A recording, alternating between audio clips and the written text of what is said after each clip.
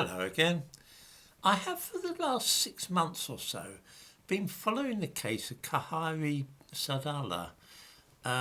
He's a 26-year-old Libyan man whose family feel that he has, in their words, been let down by the United Kingdom authorities. Let's see how true this might be. In April 2012, Saadallah arrived in Britain from Libya on a holiday. He was so taken with the country that after returning home he saved up some money and then flew back to Britain in October and claimed asylum. Unusually, it didn't take the court too long to turn down that application, and on December the 6th he was told he would have to leave the country. I will remark at this point that if I was in charge of arranging things, I would then have had the police bundle him into a van, drive him straight to Heathrow Airport and put him on the next flight back to Libya. This being Britain, of course, nothing of the sort happened. He appealed, and when this appeal was rejected on February the 8th, 2013, he went on the run, of course. He was picked up on June the 29th that year and then promised faithfully that he would leave the country. I expect a lot of viewers will be surprised to hear that he wasn't telling the truth. He didn't have any intention of leaving the country.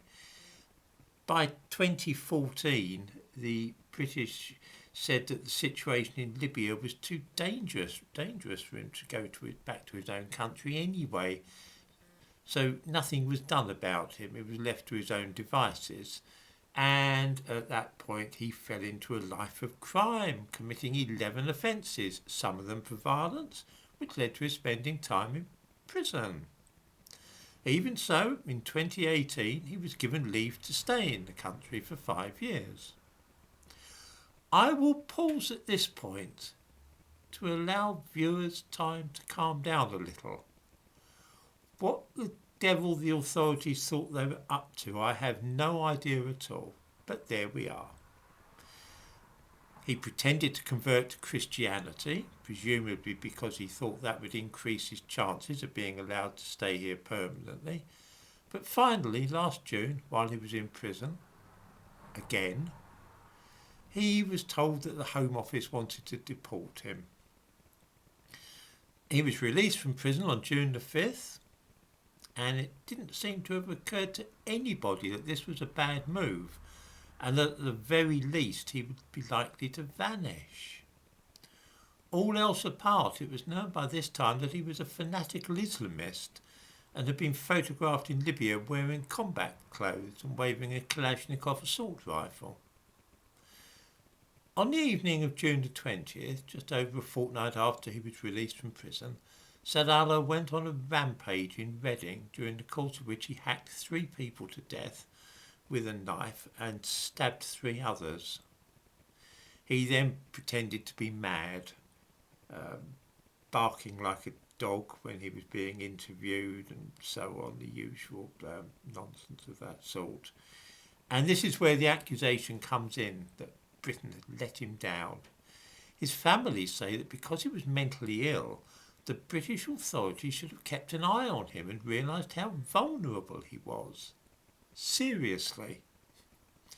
His mother said after the murders that something had gone wrong somewhere, and perhaps few of us would disagree with that. He apparently was diagnosed in Libya with depression and an emotionally unstable personality disorder. His family have called for an investigation and say that if only the authorities in Britain had been on the ball, then he would have been in a psychiatric hospital rather than left to wander the streets in his vulnerable state. Only in Britain. I have an idea that some people might think that I've exaggerated or even made up some of this stuff, so I urge people to Google the case for themselves. I'll provide a link to one news item about Saadallah in the description to this video, but his case has been widely covered in the media.